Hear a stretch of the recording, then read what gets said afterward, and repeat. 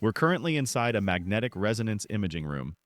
At this very moment, all the water protons within my body are oriented toward the precise center of this powerful magnet. The magnetic field of an MRI machine is 30,000 times more powerful than the Earth's own magnetic field. It possesses the ability to shift my body's water molecules into one particular precise direction. There are several types of magnetic resonance imaging: open MRIs and cylindrical MRIs, which are known as closed, but that's not true. And I'll show you because they're not closed, see? All right, I'm here. When we undergo a magnetic resonance imaging scan, we are going to hear a very loud noise, which is why they will always provide us with an Audi, some hearing protection. If they don't give it to us, we need to ask for it. It's important that they provide it. The machine makes a lot of noise, like this one we're about to hear. What this indicates is that the machine is currently acquiring images. However, when we hear this other distinct noise,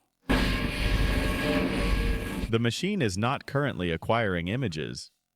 During an MRI study, we will always be provided with an alert device in case we need to get in touch with the technician to press it. Although the machines look very similar from the outside, in reality they have different power levels, different magnetic field strengths. This is a 1.5 Tesla MRI machine. It can perform all magnetic resonance imaging studies. There are more powerful 3 Tesla machines that can also perform these types of scans. However, unfortunately, open MRI machines are not high field, meaning they have a weaker magnetic field. This might lead your doctor to request a closed MRI scan, because the specific study they are asking for can only be performed on these more powerful types of machines. To get these images, we're going to need a coil. This is what coils look like. This right here is a coil. This is a shoulder coil, and its purpose is to capture images specifically of the shoulder. We have many other types of coils, for example, for knees, for wrists, and for heads. And you really must consider that we are in need of a machine of such considerable size, equipped with a magnetic field of such immense power, simply to visualize extremely minute fields of view for the specific studies of a shoulder, a knee, a hand, or even just a single finger.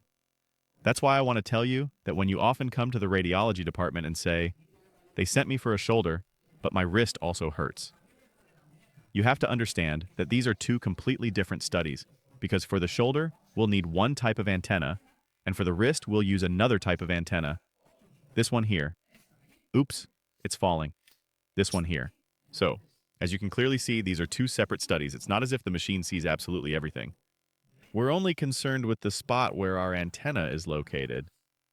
We're going to perform specialized studies, but exclusively on small areas.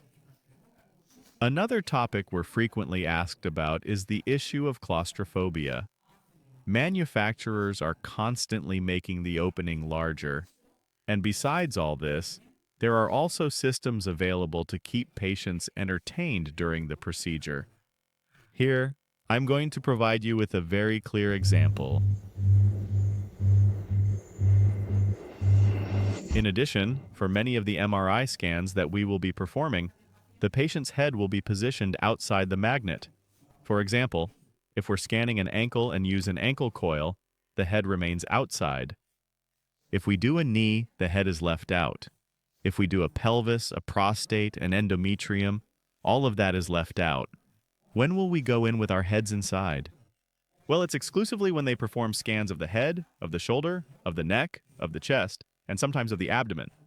For example, with this particular machine, the abdomen can also be scanned with the head remaining outside.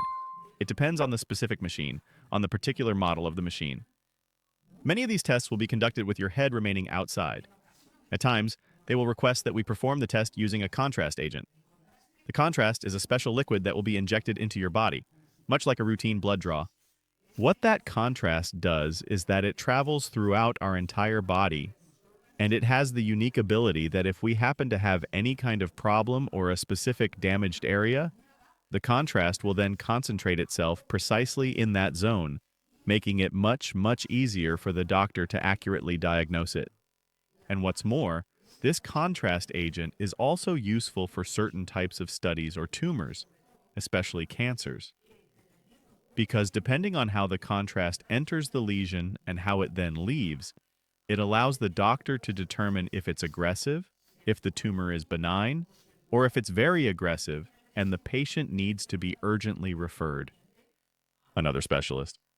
So, the contrast is very important. And it's true that some people have an allergic reaction to contrast, but those cases are few. In general terms, in most, in most instances, the allergic reaction to the contrast is simply a sort of gag reflex.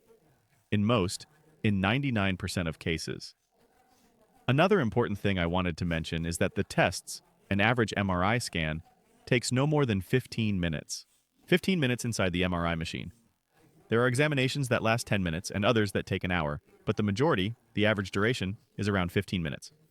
In other words, it's a relatively quick diagnostic test, and the data it yields is extremely important. Another thing that can prolong the test is moving during the study. You should know that MRI scans are of extremely high resolution. This means we're studying structures, for example, a wrist with slices of 2 to 3 millimeters. Any movement will cause the image to appear blurry. Each sequence of a study typically has a duration of about 2 minutes. If we move and need to repeat, we'll extend the study by another 2 minutes, okay?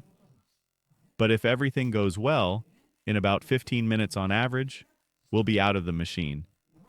And well, this has simply been a first contact with the world of magnetic resonance, so you know what the test is like and what you'll truly encounter when you go to have the study done.